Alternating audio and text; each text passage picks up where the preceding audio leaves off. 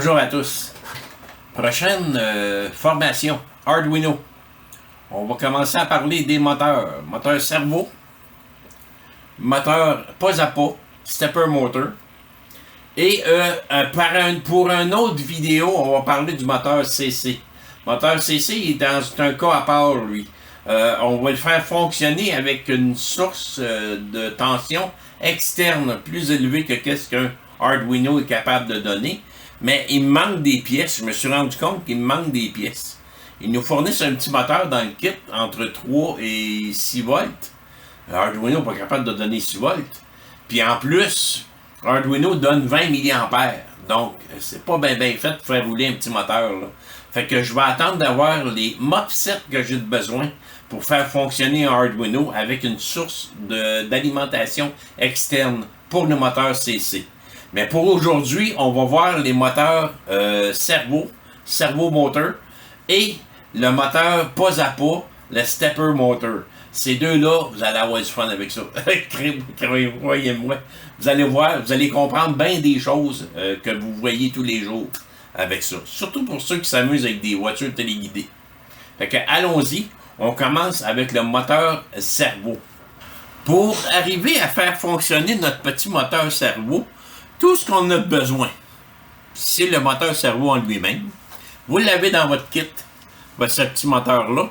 Moi, j'ai vissé la petite patte par-dessus là, qui permet de rattacher d'autres choses, des petites broches à d'autres choses, et ainsi de suite, pour faire bouger ce qu'on veut. Un moteur servo, généralement, va se déplacer sur 180 degrés. Celui-là, il se déplace sur 180 degrés. Et vous savez exactement où ce qu'il est en mode position. Parce qu'il y a un contrôle en dedans qui indique où ce qu'il est exactement.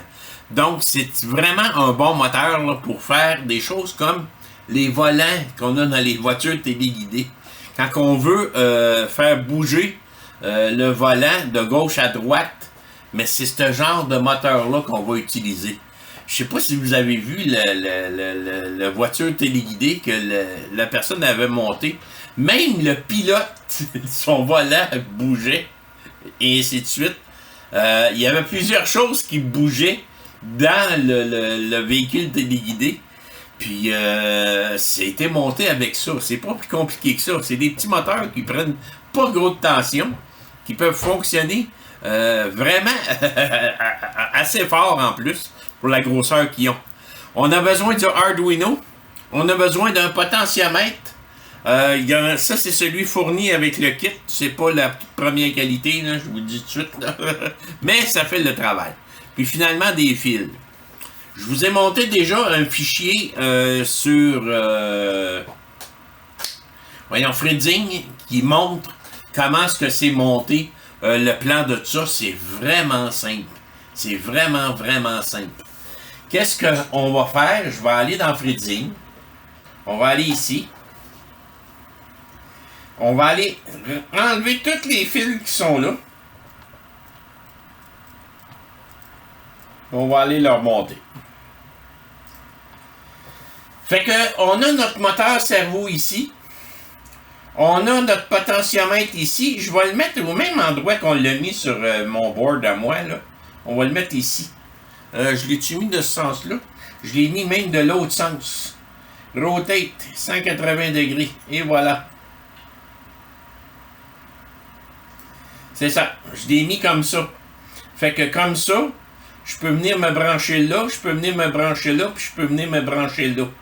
Pour aller chercher les 3 pins. Puis on va le faire exactement pareil. Mon moteur ici a 3 pins aussi. Généralement, si je me mets au-dessus de la première, c'est le ground. La deuxième, c'est le VCC. Et la troisième, ici, c'est les pulses, les pulsations qui reçoit, autrement dit, pour se déplacer. C'est généralement rouge, brun, rouge et jaune et orange. C'est ça, et orange. Brun, rouge et orange. C'est vraiment les couleurs qu'on a ici. Brun, rouge et orange. Vous allez avoir la même chose sur votre petit moteur. Puis finalement, on a besoin du Arduino ici. Première chose, on va prendre le 5 volts du Arduino. On va le ramener ici. On va faire ça propre, là. Comme ça. On va lui donner la couleur rouge. On va prendre un ground qu'on va ramener là. Puis lui, on va le mettre noir. Et voilà. Donc, on a notre 5 volts puis notre ground là. Deuxième étape à faire, c'est de prendre la première pin ici qu'on a de notre potentiomètre, est en bas ici, à rejoindre ça. Donc, je vais aller mettre ça ici.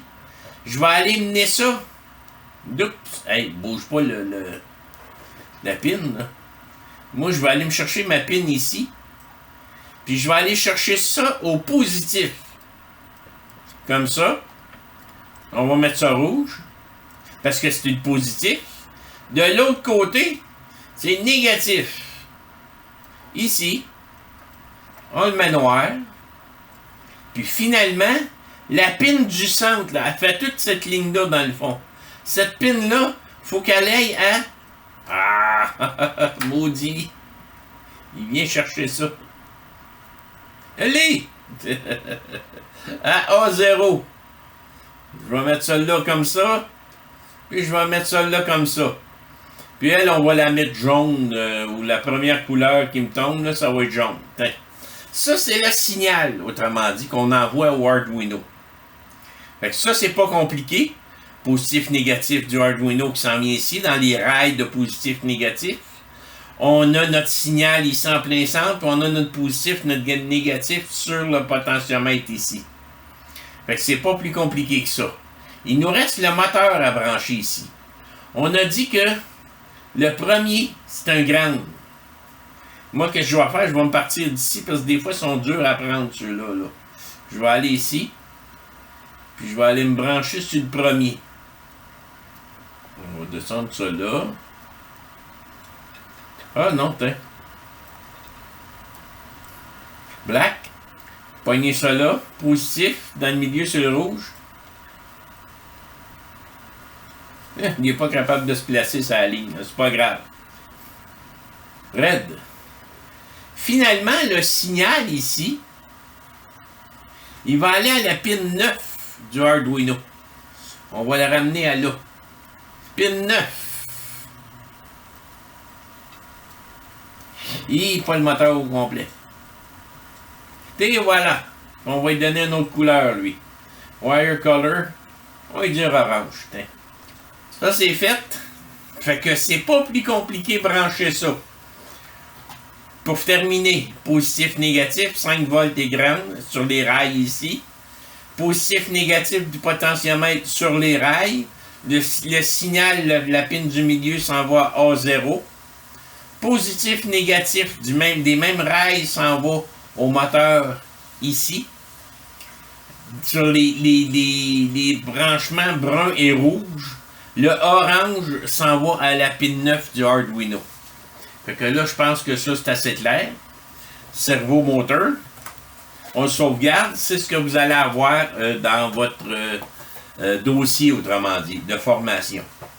Fait que si je retourne Top Cam, ici, et on vient rebrancher tout ça. On a dit que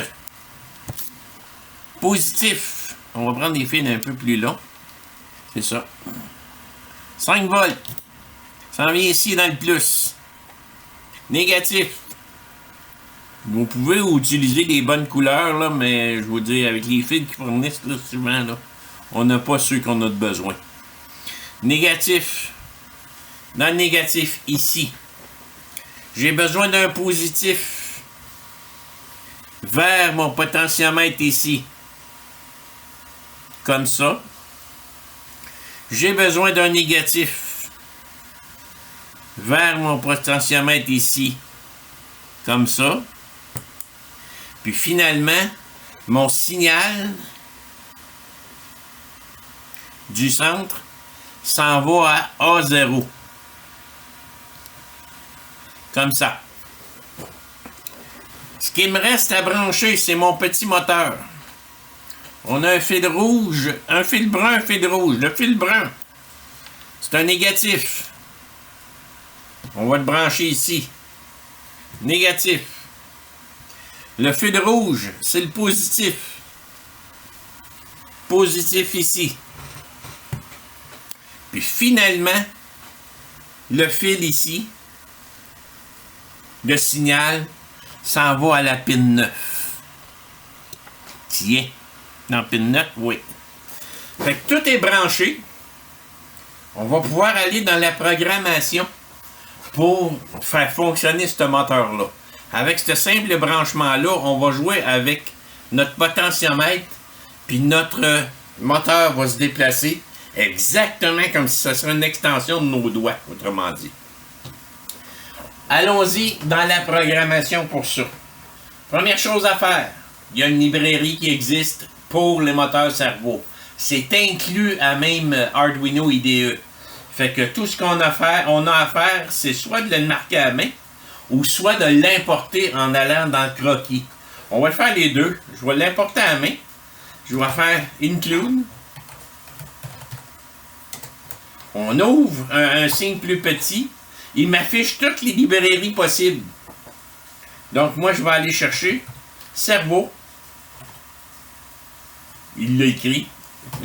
.h. Et voilà. Deuxième étape. Il faut créer une instance de cette librairie-là. Parce que si dans votre programmation, vous avez 2, 3, 4 moteurs de cerveau que vous voulez utiliser, il faut qu'ils soient identifiés chacun pour utiliser les mêmes fonctions de la librairie, mais propres à tel moteur. Donc, on pourrait dire cerveau, non, pas mon cerveau, ça a l'air bizarre, on va dire cerveau 1. Ouvre une parenthèse, ferme la parenthèse, point virgule. Fait qu'à partir de là, on a créé une instance de cette librairie-là, cerveau, on l'a appelé cerveau 1. Prochaine étape, il faut créer nos variables. Ça même, j'étais même pas mis à bonne place. Là. Pour moi, j'aime ça quand c'est bien placé. On va les mettre juste avant les variables. C'est ça. Dans les variables, on a besoin de quoi? On a besoin de la variable de la pin pour le cerveau, puis de la pin pour le potentiomètre. Donc, on pourrait dire cerveau INT, cerveau pin, égale 9. Parce qu'on le sait qu'elle est reliée sur la pin 9. Le moteur, le cerveau, il est relié sur la pin 9. Deuxièmement, INT, pas de pin pour le potentiomètre, pas de pin, égale A0. Point virgule. Donc, on est maintenant prêt à travailler avec ça. Première chose, il faut attacher notre cerveau pin à notre cerveau 1 pour que ça puisse fonctionner correctement dans la librairie. Donc, on s'en vient ici dans le setup. On va dire cerveau pin point attach. Ouvre une parenthèse. Pas cerveau pin, je suis en train de me tromper. Là. Cerveau 1. Point attach. Ça devient cerveau pin. Point virgule. Juste pour être sûr que j'ai pas fait d'erreur. On clique ici. Oups, j'ai une erreur ici. C'est quoi l'erreur? Cerveau 1. J'ai pas eu à chercher longtemps. Il n'y a pas de parenthèse ici. C'est cerveau 1. C'est tout. Autrement dit, je l'attache ici en faisant ça, j'attache la classe cerveau à cerveau 1. Si je viens vérifier, tout est beau, c'est ça. Parce que là, il ne reconnaissait pas, là, cerveau 1 ici, là. Donc, il faut faire attention ici, quand on vient créer, autrement dit, une instance, il ne faut pas mettre de parenthèse à la fin. Cerveau est rattaché à cerveau 1. On a les pins ici, les deux pins. Finalement, cerveau 1, on attache la pin ici. Donc, ça fonctionne comme ça. Ça, c'est dans le setup. Maintenant, on peut sauter dans loop. On va se créer des petites variables ici. INT, Lecture. Je veux aller lire la position de mon potentiomètre. Lecture est égale à analogue. Read. Pas de pin. Et voilà. Maintenant, on vient se créer, encore une fois, INT. Angle. Une variable qu'on nomme angle. Cette variable-là, on va utiliser la commande map. Qu'est-ce que la commande map fait? Ouvre une parenthèse. On va prendre la valeur lecture, on l'indique ici. On va la convertir dans une valeur qui est égale à mon moteur cerveau. Mon moteur cerveau fonctionne entre 0 et 1023. Donc, je fais 0,1023. Puis, on va dire que c'est équivalent, 0 à 1023 est équivalent à 0,180. La valeur, autrement dit, que mon potentiomètre sort. Il faut que les deux soient équivalents. Donc, ils vont créer une fonction qui fait en sorte que les deux valeurs sont toujours bien égales. Fait que c'est ce que ça fait, la fonction map ici. C'est vraiment spécial, cette petite fonction-là. Ça va très bien. Finalement, on va y dire cerveau 1.write angle. Donc, à partir de là, il vient inscrire à cerveau 1, qui est notre moteur, sa position en utilisant le map ici. Fait que, on va la repasser après. On va aller vérifier avant si ça fonctionne. Vérification. Tout est beau. Maintenant, on va envoyer ça à notre Arduino. Sauf qu'il n'est pas branché. On va aller le brancher. Excusez-moi. Je vais effacer ça. Puis j'envoie ça.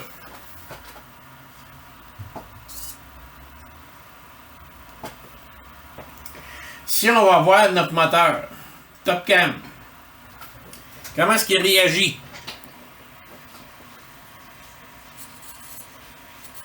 Il fonctionne, mais il fonctionne comme à l'envers. Tout marche numéro 1, mais il fonctionne à l'envers. Peut-être juste qu'on peut inverser les deux fils qui sont ici. Autrement dit, je vais mettre ça là. Puis je vais mettre ça là. Et là, ça fonctionne. J'ai inversé le positif dans mon négatif de mon potentiomètre parce que c'est lui qui est inversé. Puis ça m'a induit en erreur. Donc, à partir de là, si je conduis une auto téléguidée, mais je la conduis, je l'envoie jusqu'à ce que je veux. Et voilà. N'en est pas, hein? Tourne à gauche, tourne à droite. J'ai besoin d'un alignement, là. Donc, vous avez vu comment ça fonctionne, un moteur cerveau. C'est vraiment simple à faire fonctionner. Là, je l'ai relié à ça. On pourrait facilement le relier à notre joystick, autrement dit. On va garder ça pour un petit peu plus tard. Mais on pourrait le relier à un joystick. Donc, ça devient comme un jeu vidéo. On le fait aller comme on veut. Fait que la vidéo, que je sais pas si ceux qui l'ont vu, là, faudrait que je la retrouve. Je vais essayer de trouver le lien. C'est un genre de Doombuggy téléguidé. Puis il a mis un bonhomme en dedans. Puis quand il tourne le volant à distance, le bonhomme qui est dedans tourne le volant. Puis lui aussi se tourne. Il crée des mouvements comme s'il serait vraiment dans l'auto. C'est vraiment hot, là. Puis je suis sûr que c'est ça qu'il a utilisé pour faire ça, là. Il a juste rajouté des petits moteurs cerveau pour rajouter un bonhomme dans son auto. Ça finit là. C'est pas plus long que ça. Fait que, pour ce moteur-là, je pense qu'on a vu comment ça fonctionnait. Il y a plein d'autres choses qu'on peut faire avec ça, mais pour l'instant, je voulais vous montrer comment ça fonctionnait. Maintenant, on va passer au moteur pas à pas, le Stepper Motor. Lui, il a une autre utilité. Le Stepper Motor fonctionne d'une autre façon. De toute façon, chaque moteur a ses propres utilités. Le Stepper Motor, lui, peut fonctionner vraiment sur 360 degrés et continuer comme ça. C'est moins précis qu'un moteur servo, mais ça peut faire une très bonne job pour l'utilité qu'on a de besoin. On va retrouver beaucoup de ces moteurs-là, comme ça ici, dans les imprimantes 3D. C'est ça qui est utilisé souvent. Peut-être de meilleure qualité, là. Ça, c'est vraiment de base, ce moteur-là. Ça y prend aussi un pilote, un driver, en bon français, pour fonctionner. Généralement, ce moteur-là va venir se brancher ici. Puis ça y prend 4 données pour fonctionner, pour se positionner ici. C'est pour ça qu'on a 4 pins ici qu'on va relier au Arduino. Puis finalement, on a une entrée 12 volts, pas 12 volts, une entrée 5 volts ici pour faire fonctionner le moteur. C'est assez simple encore le fonctionnement de ça. On peut faire toutes sortes de choses avec ça. Un moteur pas à pas fonctionne justement par à-coup. C'est un moteur qui va être configuré selon un certain nombre de pas pour faire un 360 degrés. Ce moteur-là ici, ça y prend 2048 étapes pour faire le 360 au complet. Donc, si j'y rentre une valeur de 1024, il va faire 180 degrés. Il va arrêter. Il va retourner 180 degrés.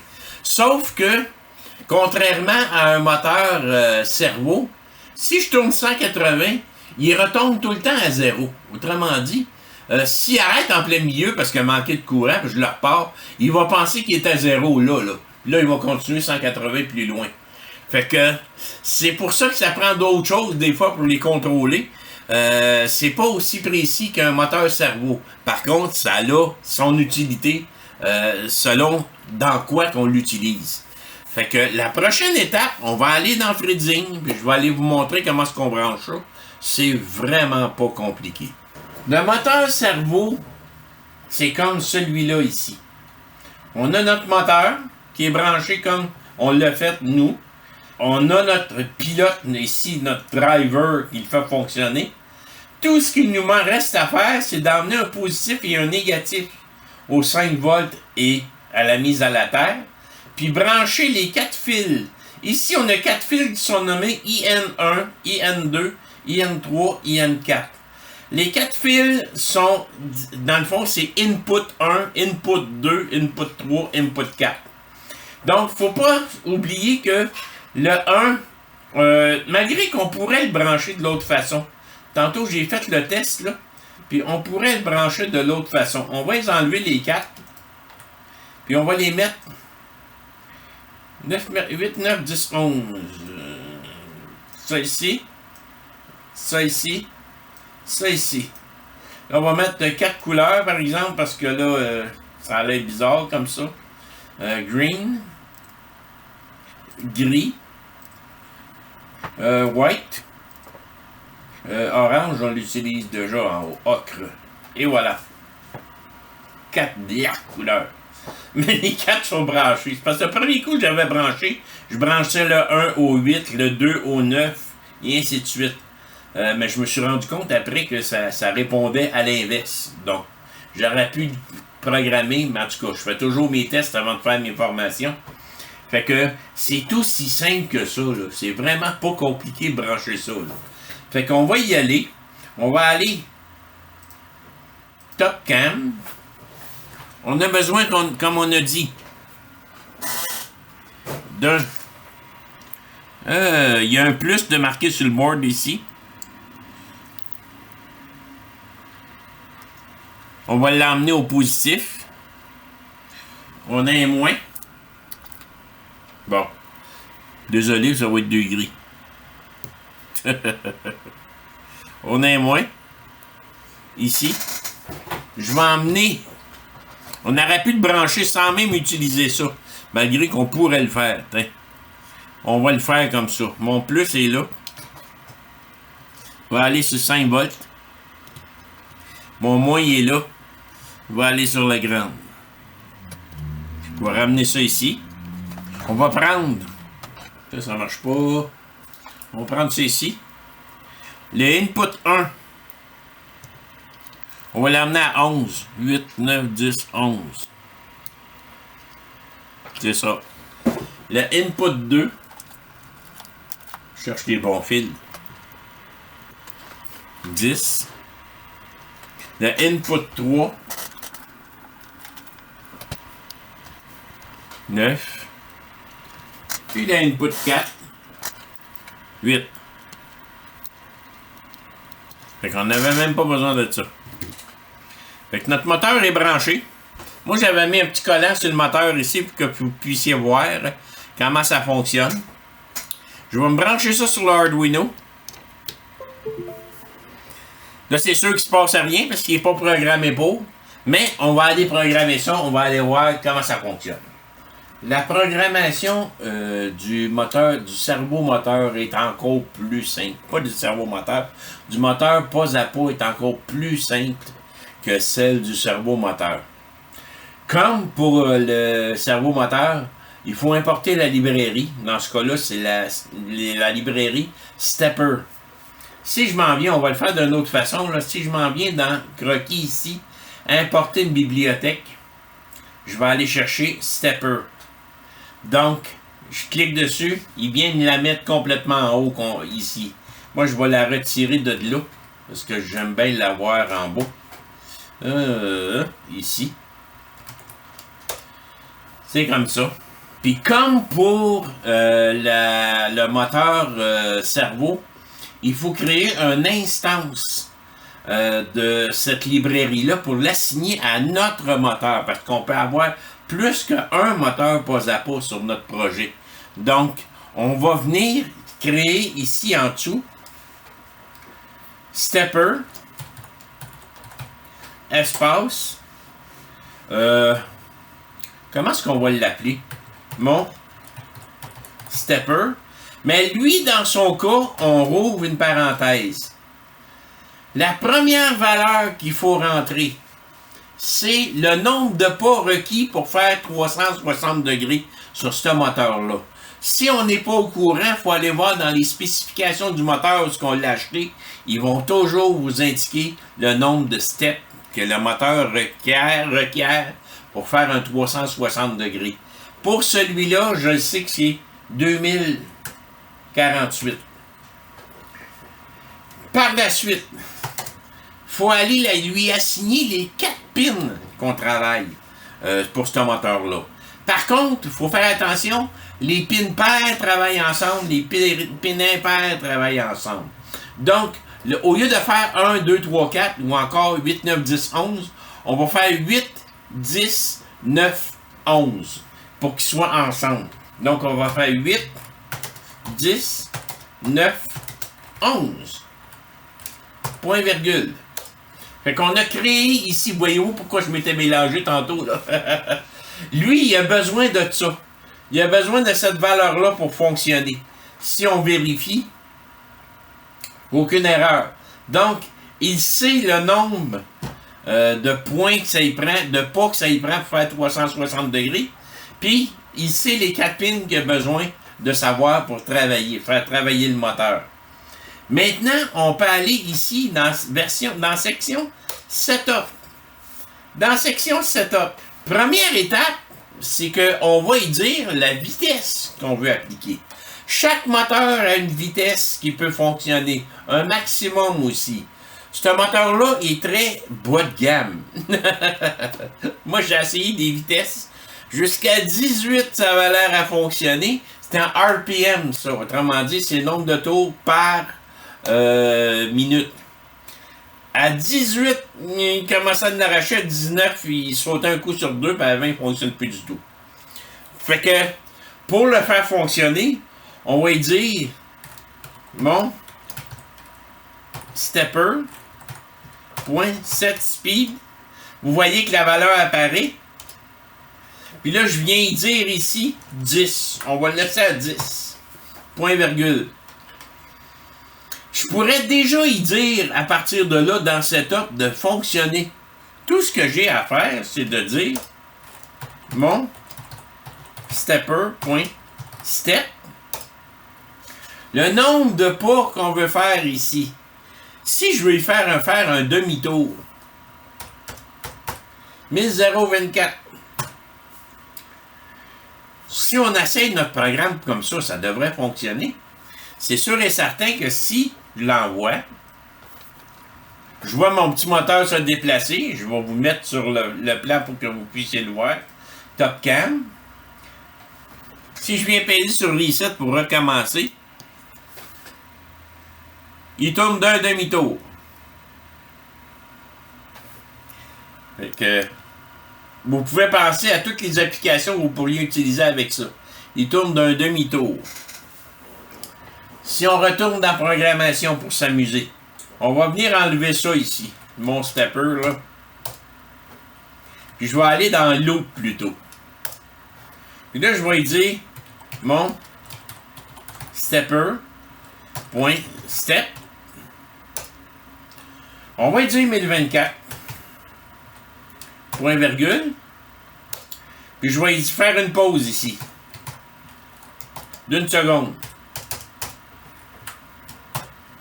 Puis en dessous, je vais reprendre la même chose. Mais je vais dire moins 1024. Je pourrais même y dire 2048. 2048. Il va faire un tour sur lui-même complet, puis il va repartir dans l'autre sens après. On essaye ça. On envoie ça dans le Arduino. On change d'écran. Il attend une seconde, il repart de l'autre bord.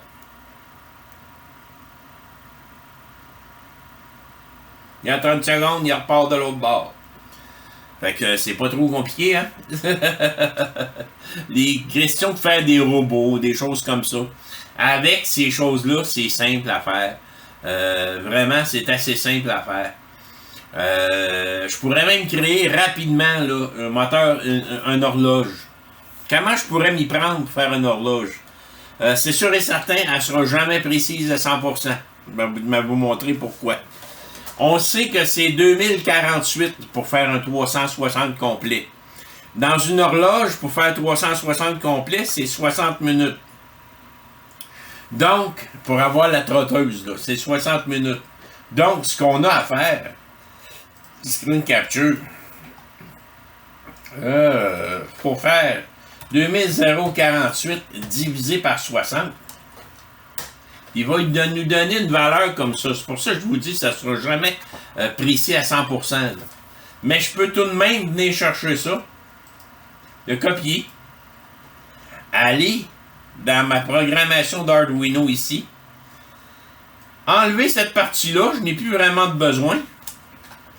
Puis dans mon stepper.step, j'y rentre la valeur que je viens de copier, le 34.133333. Puis j'y fais une attente de 1 seconde. Il avance, fait une attente de 1 seconde. Il avance, il fait une attente de 1 seconde. Donc, si j'envoie ça dans mon Arduino, puis je m'en viens dans Top Cam, j'ai ma trotteuse d'horloge. Puis elle va avancer de 34,13 et ainsi de suite. Puis elle va faire comme ça une horloge. Probablement qu'après plusieurs jours, comme n'importe quelle horloge qu'on achète, qu'on accroche au mur avec une pile, ça tient à l'heure. Celle-là va faire pareil, elle ne sera pas différente. Probablement qu'il y a un calcul à faire pour la rendre vraiment archi précise.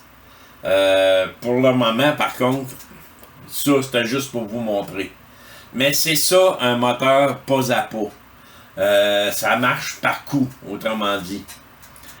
Dans la prochaine vidéo, je vous demande même de vous amuser avec ça, là, pour voir qu'est-ce que vous pouvez faire avec ça. Dans la prochaine vidéo, on va voir le moteur CC. Lui, il demande un petit peu plus de temps et un petit peu plus de travail. Parce que je vais peut-être même le faire fonctionner avec un relais. Ça va nous donner en même temps une bonne façon de comment utiliser un relais. Fait qu'un gros merci pour tout votre soutien. Parlez-en à vos amis. Je sais que c'est l'été, là, ça devient un petit peu plus calme. Mais pendant l'été, moi, j'arrête pas. Peut-être que je vais ralentir un petit peu de temps en temps. prendre des petites vacances, comme j'ai fait un peu parce que j'étais un peu fatigué. Mais je vais en refaire d'autres, faites-vous en pas.